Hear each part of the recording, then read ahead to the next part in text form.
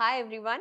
Plus ടുവിന് പഠിക്കുന്ന നമുക്ക് ഉള്ള ഒരു കൺഫ്യൂഷൻ ആണ് നമ്മൾ പ്ലസ് ടുവിന്റെ പരീക്ഷ എഴുതുമ്പോഴും നീറ്റ് എക്സാം അതിനോടൊപ്പം തന്നെ പഠിച്ചെഴുതുമ്പോഴുള്ള വ്യത്യാസം എന്താണെന്നുള്ളത്. അപ്പോൾ നിങ്ങൾക്കറിയാം, പ്ലസ് ടുവിനോടൊപ്പം നീറ്റ് ഒരുമിച്ച് കൊണ്ടുപോകാൻ ആഗ്രഹിക്കുന്ന ആളാണ് നിങ്ങളെങ്കിൽ ആദ്യം മുതലേ നിങ്ങൾ ക്വസ്റ്റ്യൻസ് നല്ലപോലെ മനസ്സിലാക്കിയിരിക്കണം. കാരണം നീറ്റിന്റെ പാറ്റേണും ബോർഡ് എക്സാമിന്റെ പാറ്റേണും രണ്ടും ഡിഫറെന്റ് ആണ്. അതിപ്പോൾ നിങ്ങൾ CBSE ബോർഡാണ്, സ്റ്റേറ്റ് ബോർഡാണ്, ഏത് ബോർഡാണെങ്കിലും ബോർഡ് എക്സാമിൽ വരുന്ന ക്വസ്റ്റ്യൻസിന്റെ പാറ്റേൺ വളരെ ഡിഫറെന്റ് ആണ്.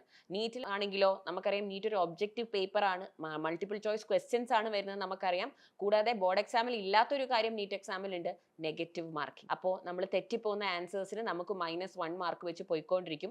കറക്റ്റ് ആകുന്ന ആൻസറിന് നമുക്ക് +4 മാർക്ക് കിട്ടുകയും ചെയ്യും, അല്ലെ? അപ്പൊ നമുക്ക് ശരിക്കും നഷ്ടപ്പെടുന്നത് എന്താണ്?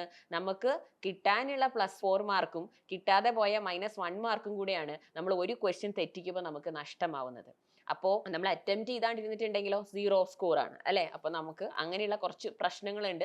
അപ്പൊ നീറ്റ് പഠിക്കുമ്പോൾ, നീറ്റ് എക്സാം ഫോക്കസ് ചെയ്താണ് നിങ്ങൾ നിങ്ങളുടെ പ്ലസ് ടു മുമ്പോട്ട് കൊണ്ടുപോകുന്നതെങ്കിൽ എങ്ങനെയൊക്കെ നിങ്ങൾ പഠിക്കണം, എങ്ങനെയൊക്കെ നിങ്ങൾ ആദ്യമേ കാര്യങ്ങൾ ശ്രദ്ധിച്ചിട്ടുണ്ടെങ്കിൽ ഫസ്റ്റ് അറ്റംപ്റ്റിൽ തന്നെ പ്ലസ് ടു ബോർഡ് എക്സാം കഴിഞ്ഞ് നിങ്ങൾ നീറ്റ് എക്സാം എഴുതുമ്പോൾ തന്നെ നിങ്ങൾക്ക് ക്ലിയർ ചെയ്യാം. ഒന്നാമത്തെ കാര്യം, നീറ്റ് എക്സാമിന്റെ പാറ്റേൺ മിസ് ഓൾറെഡി പറഞ്ഞല്ലോ. MCQ പേപ്പർ ആണ്, ഒരു ക്വസ്റ്റ്യൻ വരും, 4 ഓപ്ഷൻസ് വരും. പ്യുവർലി NTA തന്നിട്ടുള്ള NCERT ബേസ്ഡ് ആയിട്ടുള്ള സിലബസിനെ ബേസ് ചെയ്തിട്ടാണ് നിങ്ങൾക്ക് ക്വസ്റ്റ്യൻസ് വരിക. അപ്പൊ നീറ്റിന് പഠിക്കുമ്പോൾ നിങ്ങൾ നിങ്ങളുടെ ടെക്സ്റ്റ് ബുക്ക് മാത്രം വായിച്ചാൽ പോരാ, NCERT ബുക്കും കൂടി വായിക്കണം. അത് നിങ്ങൾ ഏത് ബോർഡിൽ പഠിക്കുന്നവരാണെന്ന് അനുസരിച്ചിരിക്കും. ഇപ്പോൾ CBSE ബോർഡുകാർക്ക് കുഴപ്പമില്ല, NCERT വായിക്കും. കേരള ബോർഡ്, സ്റ്റേറ്റ് ബോർഡിൽ പഠിക്കുന്ന മക്കൾ സ്റ്റേറ്റിന്റെ ബുക്ക് വായിക്കാം, പ്ലസ് NCERT ബുക്കും കൂടി നിങ്ങൾ നിർബന്ധമായും വായിച്ചിരിക്കണം. പക്ഷെ അതിൽ ഭയങ്കരമായ അഡീഷണൽ പോയിന്റ്സ് ഉണ്ടെന്നൊന്നും അല്ല, പക്ഷെ അതിൽ നിന്നുള്ള സെന്റൻസുകൾ അതേപോലെ എടുത്തിട്ട് നമുക്ക് നീറ്റിൽ ക്വസ്റ്റ്യൻസ് വരാറുണ്ട്.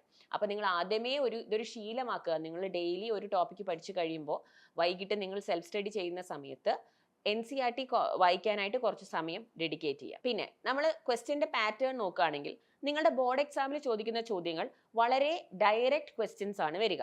ഇപ്പൊ സപ്പോസ് നിങ്ങൾ സെക്ഷൽ റീപ്രൊഡക്ഷൻ ഇൻ ഫ്ലവറിംഗ് പ്ലാന്റ്സിലെ പോളിനേഷൻ എന്നുള്ള ടോപ്പിക് പഠിച്ചു. അപ്പൊ അതിൽ pollination, what is pollination, what are the types of pollination, അല്ലെങ്കിൽ എന്തെങ്കിലും ഒരു കേസ് തന്നിട്ട് student observed honey bee flying around a flower എന്നൊക്കെ പറഞ്ഞ ഒരു സ്റ്റോറി തരുന്നു. അപ്പൊ അതിനെ ബേസിട്ട് നമുക്ക് മനസ്സിലാവും, അല്ലെ, നമ്മളോട് പോളിനേഷനെ കുറിച്ചാണ് ചോദിച്ചിരിക്കുന്നത്. അപ്പൊ നമ്മൾ അത് ഡിസ്ക്രൈബ് ചെയ്ത് എഴുതുന്നു, ചിലപ്പോൾ ഡയഗ്രാംസ് ഉള്ള സ്ഥലത്ത് ഡയഗ്രാംസ് വരയ്ക്കുന്നു, നമ്മൾക്കത് മാർക്ക് വാങ്ങിച്ചു തരുന്നു. പക്ഷെ നീറ്റിൽ നമ്മൾ നോക്കുകയാണെങ്കിൽ ഇപ്പം നമുക്ക് പല വെറൈറ്റീസ് ഓഫ് ക്വസ്റ്റ്യൻസ് ഉണ്ട്. So we have like assertion reason questions. ഒരു അസേർഷൻ തരുന്നു, അതിന്റെ റീസൺ തരുന്നു. അപ്പൊ ഏതിലാണ് ഇപ്പം അസേർഷൻ റീസൺ എന്ന് പറയുമ്പോൾ നമ്മൾ അതിൽ ഒരുപാട് കാര്യങ്ങൾ ശ്രദ്ധിക്കണം. ആദ്യം നമ്മൾ ശ്രദ്ധിക്കണം എന്ത്, അസേർഷനും റീസണും കറക്റ്റ് ആണോ എന്നുള്ളത്. ഓക്കെ, അത് ഒന്നാമത്തെ ആൻസർ നമുക്ക് തരുന്നു. Assertion is true, reason is wrong, അങ്ങനെ എന്തെങ്കിലും. രണ്ടാമത്തെ കാര്യം, റീസൺ അസേർഷന്റെ കറക്റ്റ് എക്സ്പ്ലനേഷൻ ആണോ എന്ന് നമ്മൾ നോക്കണം. അപ്പോൾ both assertion and reason are true and reason is the correct explanation of the assertion എന്നുള്ള ഓപ്ഷൻ നമുക്ക് ചൂസ് ചെയ്യാൻ പറ്റും. ഇനിയിപ്പോൾ ഒരു സ്റ്റേറ്റ്മെന്റ് ബേസ്ഡ് ക്വസ്റ്റ്യൻ വന്നു നോക്കുക. Which among the following are the correct statement, select the correct statement from the following. അപ്പൊ അതിലെല്ലാം ഇപ്പം ഒരു കാര്യത്തിനെ മാത്രം റിലേറ്റ് ചെയ്ത സ്റ്റേറ്റ്മെന്റ്സ് ആവണമെന്നില്ല. ഒരു ബന്ധവും ഇല്ലാത്ത കുറെ സ്റ്റേറ്റ്മെന്റ്സ് ചിലപ്പോൾ തരും. എന്നിട്ട് നമ്മൾ അതിൽ നിന്നും ഒന്ന് ചിലപ്പം ബ്രയോഫൈറ്റ്സിനെ കുറിച്ചാണെങ്കിൽ ഒന്ന് സെൽ സൈക്കിളിനെ കുറിച്ചായിരിക്കും. ഒരു സ്റ്റേറ്റ്മെന്റ് തന്നിരിക്കുന്നത് ചിലപ്പോൾ അഗൈൻ ഈ പോളിനേഷനെ കുറിച്ചായിരിക്കാം. അപ്പം അതായത് ഒരു സ്റ്റേറ്റ്മെന്റ് റെസ്പിറേഷനെ കുറിച്ചായിരിക്കാം. അപ്പം ഒരു ബന്ധമില്ലാത്ത കുറെ സ്റ്റേറ്റ്മെന്റ്സ് പറയുമ്പോൾ അതിൽ തന്നെ 5 ചാപ്റ്റേഴ്സ് കവർ ആയില്ലേ ഒരു ക്വസ്റ്റ്യനിൽ. Leave that. ഇപ്പൊ നമ്മൾ cell cycle and cell division പഠിക്കുമ്പോൾ നമുക്കറിയാം അതിലെ ലോങ്ഗസ്റ്റ് ഫേസ് ആണ് നമ്മളുടെ പ്രോഫേസ് 1-ലെ മിയോസിസ് 1-ലെ പ്രോഫേസ് 1 എന്ന് പറയുന്നത്. പ്രോഫേസ് 1-നെ 5 സ്റ്റേജസ് ആയിട്ടാണ് തിരിച്ചിരിക്കുന്നത്: ലെപ്റ്റോട്ടീൻ, സൈഗോട്ടീൻ, പാഗിറ്റീൻ, ഡിപ്ലോട്ടീൻ, ഡയാകൈനേസിസ്. അപ്പൊ നമ്മൾ NCERT ബുക്കിൽ നോക്കുമ്പോൾ ഒരു വലിയ പാരഗ്രാഫ് ആയിട്ട് അത് കൊടുത്തിട്ടുണ്ട്. പ്രോഫേസ് 1 എന്ന് പറഞ്ഞിട്ട് വലിയൊരു പാരഗ്രാഫ്. അതിൽ പാഗിറ്റീനിൽ എന്താണ് നടക്കുന്നത്, റീകോമിനേസ് എൻസൈം എപ്പോഴാണ് വരുന്നത് എന്നൊക്കെ ചോദിച്ചിട്ട്. അപ്പം നമ്മുടെ ബോർഡ് എക്സാമിൽ ചോദിക്കുമ്പോൾ അതെങ്ങനെയാണ് ചോദിക്കുക? What are the different stages of this stage of the prophase 1 of meiosis 1, please explain എന്നൊക്കെ പറഞ്ഞിട്ട് നമുക്ക് അത് എക്സ്പ്ലെയിൻ ചെയ്യണം. അതിന്റെ ഓരോ സ്റ്റേജിൽ നടക്കുന്ന കാര്യങ്ങൾ നമുക്ക് വരച്ചൊക്കെ കാണിക്കാം. അപ്പം നമുക്ക് അതിന്റെ മാർക്ക് കിട്ടും.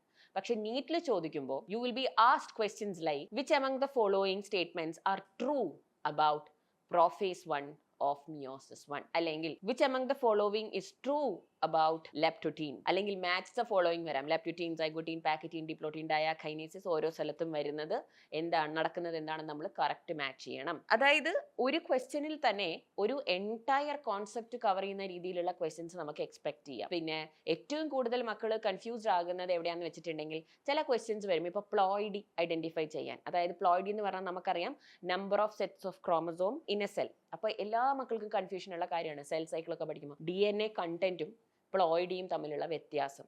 അതൊരു ബേസിക് കാര്യമാണ്. ആ ബേസിക് കോൺസെപ്റ്റ് നമ്മൾ മനസ്സിലാക്കിയില്ലെങ്കിൽ നമുക്ക് ആ എൻറ്റയർ സെൽ ഡിവിഷൻ തന്നെ ഭയങ്കര കൺഫ്യൂസിങ് ആയിട്ട് തോന്നും. കാരണം DNA കണ്ടന്റ് എന്ന് പറയുന്നത് ഒരു സെല്ലിന്റെ ന്യൂക്ലിയസിലുള്ള മാസ് amount of DNA ആണ്. ഓക്കെ, 1 കിലോ DNA ഉണ്ടെങ്കിൽ അത് 1C. അതായത് ജസ്റ്റ് ഒരു എക്സാമ്പിൾ മിസ് പറഞ്ഞതാണ്.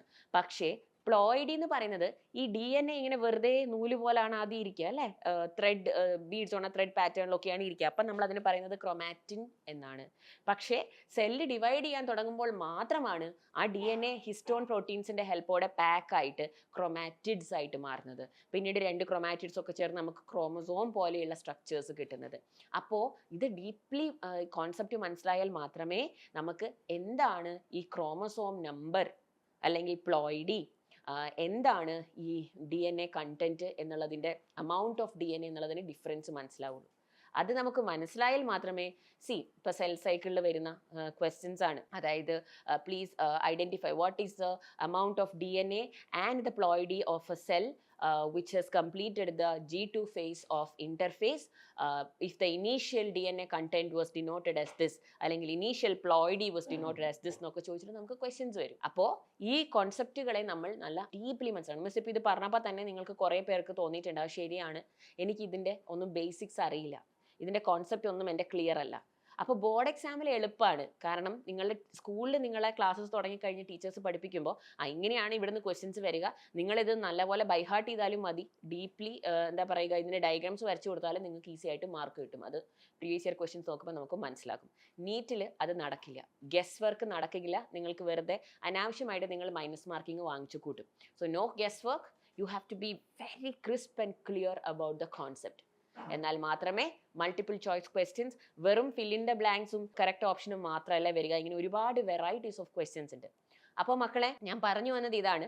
അപ്പോൾ നമ്മൾ ആദ്യമേ മുതൽ പഠിച്ചു തുടങ്ങുമ്പം നിങ്ങൾ ഏത് രീതിയിലാണ്, ഓൺലൈൻ ആയിട്ടാണോ ഓഫ്ലൈൻ ആയിട്ടാണോ എങ്ങനെ പഠിക്കുന്ന മക്കളാണെങ്കിലും please make sure you practice the NEET pattern questions.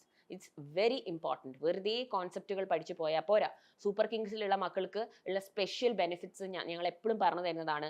നിങ്ങൾ ഞങ്ങളുടെ ക്ലാസ് അറ്റൻഡ് ചെയ്യുന്ന സമയത്ത് തന്നെ ക്ലാസ്സിൽ തന്നെ നമ്മൾ ബോർഡ് പാറ്റേണിലുള്ള ക്വസ്റ്റ്യനും നിങ്ങളെ ചെയ്യിപ്പിക്കുന്നുണ്ട്, നീറ്റ് പാറ്റേണിലുള്ള ക്വസ്റ്റ്യൻസും ചെയ്യിപ്പിക്കും. ക്ലാസ് ഓരോ ടോപ്പിക്ക് പഠിക്കുമ്പോഴും. ഇപ്പോൾ നിങ്ങൾ പഠിക്കുന്ന അനാറ്റമി ചാപ്റ്ററിൽ നിങ്ങൾക്ക് അനാറ്റമി ചാപ്റ്ററിന് 6 സെഷനാണ് ഉള്ളതെങ്കിൽ അതിലെ ഓരോ സെഷനിലും നിങ്ങൾ ഒരു 10 ക്വസ്റ്റ്യൻസ് വെച്ച് ചെയ്യുന്നുണ്ട്, അല്ലെങ്കിൽ 10-15 ക്വസ്റ്റ്യൻസ് വെച്ച് ചെയ്യുന്നുണ്ട്. അതിൽ ബോർഡ് പാറ്റേണിലുള്ള ക്വസ്റ്റ്യൻസും ഉണ്ടാകും, നീറ്റ് പാറ്റേണിലുള്ള ക്വസ്റ്റ്യൻസും ഉണ്ടാകും. അപ്പം നിങ്ങൾക്കൊരു ഐഡിയ കിട്ടും, ഓ ഈ ടോപ്പിക്ക് ഞാൻ പഠിച്ചു, ഇതിൽ ഈ ടൈപ്പ് ക്വസ്റ്റ്യൻസ് ആണ് വരുന്നത്, പക്ഷേ കുറച്ചും കൂടെ ക്വസ്റ്റ്യൻസ് എനിക്ക് ചെയ്ത് നോക്കണം. അപ്പം നമ്മുടെ ആപ്പിൽ തന്നെ ഓപ്ഷൻ ഉണ്ട്, നിങ്ങൾക്ക് ഇൻഫിനിറ്റി പ്രാക്ടീസ് ഓപ്ഷൻ ഉണ്ട്, ഡെയിലി പ്രാക്ടീസ് പേപ്പേഴ്സ് ഉണ്ട്, DPPs ഉണ്ട്. അപ്പോൾ ഇതെല്ലാം നിങ്ങളെ നീറ്റ് പാറ്റേണിലുള്ള ക്വസ്റ്റ്യൻസ് പ്രാക്ടീസ് ചെയ്യാൻ ഹെൽപ്പ് ചെയ്യും. പ്ലസ് ബോർഡ് എക്സാം പാറ്റേണിലും നിങ്ങൾക്ക് ക്വസ്റ്റ്യൻസ് ഉണ്ടാക്കും. അപ്പോൾ ഐ ഹോപ്പ് നിങ്ങൾക്ക് ഈ ഒരു ഇൻഫർമേഷൻ ഹെൽപ്ഫുൾ ആയെന്ന് വിചാരിക്കുന്നു. ബോർഡ് എക്സാമിൻ്റെ ഒരു ക്വസ്റ്റ്യൻ പാറ്റേണും നീറ്റിൻ്റെ ക്വസ്റ്റ്യൻ പാറ്റേണും തമ്മിലുള്ള difference majority of you already know, അറിയാത്തവർക്കാണ് പറഞ്ഞു തന്നത്. അപ്പോൾ ആദ്യമേ തന്നെ നമ്മൾ ഫോക്കസ് ചെയ്ത് പഠിച്ചാൽ. പിന്നെ ഒരു കാര്യമുണ്ട്, ലാസ്റ്റ് ആയിട്ട് ഒരു പോയിന്റും കൂടെ മിസ് പറഞ്ഞോട്ടെ. ഇപ്പം നമ്മൾ നീറ്റിൻ്റെ ഇതിലേക്ക് വരുമ്പം നീറ്റ് മാത്രം ഫോക്കസ് ചെയ്ത് ഒരു വർഷം മുഴുവൻ പഠിക്കുന്ന കുട്ടികളുണ്ട്, നീറ്റിന് വേണ്ടി റിപ്പീറ്റ് ചെയ്ത് പഠിക്കുന്നവരുണ്ട്. അവരൊരു വർഷം മുഴുവൻ ഇത് മാത്രമാണ് പഠിക്കുന്നത്. അപ്പം നിങ്ങൾക്കുള്ളൊരു ടെൻഷനാണ് അത്. ഞങ്ങൾക്ക് +2ൻ്റെ കാര്യം പഠിക്കണം, സ്കൂളിലെ കാര്യങ്ങൾ പഠിക്കണം, പ്രാക്ടിക്കൽ നോക്കണം, കുറേ കാര്യങ്ങളുണ്ട്. അതിൻ്റെ ഒപ്പം തന്നെ നീറ്റിനും പഠിക്കണം. അപ്പോൾ ഞങ്ങൾക്ക് എങ്ങനെയാണ് ഇതിലെല്ലാം കൂടി മാനേജ് ചെയ്യാൻ പറ്റുക? അവരുടെ ഒപ്പം ഞങ്ങൾക്ക് കോമ്പീറ്റ് ചെയ്യാൻ പറ്റുമോ? ഞങ്ങൾക്ക് മാർക്ക് കിട്ടുമോ? നിങ്ങളുടെ ചിന്ത വളരെ കറക്റ്റാണ്. കാരണം നീറ്റിന് വേണ്ടി പഠിക്കുന്നവർ NCERT നല്ല പോലെ വായിക്കും, നല്ല അണ്ടർസ്റ്റാൻഡിംഗ് ഉണ്ട്. അപ്പോൾ കഴിഞ്ഞ ദിവസം തന്നെ ഞാനൊരു ക്ലാസ് എടുത്തപ്പോൾ ഞാൻ BOD കുറിച്ച് പറയുമായിരുന്നു. അപ്പോൾ ആ ക്വസ്റ്റ്യനിൽ പറയുന്നുണ്ട്, അതായത് BOD അതായത് എത്ര ഓർഗാനിക് മാറ്റർ വേസ്റ്റിൽ ഉണ്ടെങ്കിൽ അത് BOD ഇൻക്രീസ് ചെയ്യുകയാണോ ഡിക്രീസ് ചെയ്യുകയാണോ ചെയ്യാന്നുള്ള രീതിയിലുള്ള ഒരു ക്വസ്റ്റ്യൻ വന്നു. അപ്പോൾ നമ്മുടെ ടീച്ചേഴ്സ് പോലും ഓരോ ടോപ്പിക്കും പഠിപ്പിക്കാൻ പോകുമ്പോൾ ഒരുപാട് വായിച്ച് പ്രിപ്പയർ ചെയ്തിട്ടാണ് പോകുന്നത്. എന്നാൽ പോലും ചില കാര്യങ്ങൾ നമ്മൾ പറയുമ്പോൾ ചിലപ്പോൾ അങ്ങോട്ടും ഇങ്ങോട്ടും മാറിപ്പോകും. അപ്പോൾ all of them were like so keen. അപ്പോൾ അവർക്ക് ഇത് കണ്ടപ്പോൾ തന്നെ മനസ്സിലായി, മിസ് ഇൻക്രീസ് എന്ന് പറഞ്ഞിട്ടുണ്ടെങ്കിൽ അത് അവിടെ പറയണം, മിസ്സേ അങ്ങനെയല്ലല്ലോ, NCERT ഡിക്രീസിങ് ആണല്ലോ എഴുതിയിരിക്കുന്നത്. So that means they are so alert. അത്രയ്ക്ക് പോലും അവർക്ക് NCERT അറിയാം, അവരത് ലൈൻ ബൈ ലൈൻ വായിച്ചിട്ടുണ്ട്. ഇപ്പം കോൺസെപ്റ്റ് നമ്മൾ പറഞ്ഞു കൊടുക്കുന്നത് പോലും കറക്റ്റ് ആണെങ്കിൽ പോലും അവർ പറയും മിസ് പറയുന്നത് കറക്റ്റാണ്, പക്ഷേ NCERT എഴുതിയിരിക്കുന്നത് ഈ ഒരു സെൻറ്റൻസ് ആണ്. സോ അത്രയ്ക്ക് പോലും അവർ ആ ബുക്ക് വായിച്ച് പഠിക്കുന്നുണ്ട്, അത്രയ്ക്ക് പോലും ഇൻ ഡെപ്ത് അവർക്ക് കാര്യങ്ങൾ അറിയാം. സോ മക്കളെ, ദാറ്റ് ഈസ് സോ ഇമ്പോർട്ടൻറ്റ്. അപ്പം അതേപോലെയുള്ള ഒരു ക്രൗഡുമായിട്ടാണ് മക്കൾ കോമ്പീറ്റ് ചെയ്ത് നീറ്റ് എക്സാം എഴുതാൻ പോകുന്നത്. അപ്പോൾ ഫസ്റ്റ് ടൈമിൽ ഇതേപോലെ തന്നെ പഠിച്ച് നിങ്ങളെ പോലെ തന്നെ പഠിച്ച് പ്ലസ് ടു ബോർഡ്സ് കഴിഞ്ഞ് നീറ്റ് എഴുതി നമുക്ക് ടോപ്പ് മാർക്ക് മേടിച്ച് ഇപ്പം മെഡിക്കൽ കോളേജിൽ പഠിച്ചുകൊണ്ടിരിക്കുന്ന നമ്മുടെ സ്റ്റുഡൻസ് ഉണ്ട്. അപ്പം it's not impossible. Okay, only thing is your determination is what matters. The way you plan is what matters. അപ്പോൾ ആദ്യം മുതലേ നിങ്ങൾ വെറൈറ്റീസ് ഓഫ് ക്വസ്റ്റ്യൻസ് നോക്കുക, പ്രാക്ടീസ് ചെയ്യുക, ക്ലാസ്സുകൾ റെഗുലർ ആയിട്ട് അറ്റൻഡ് ചെയ്യുക.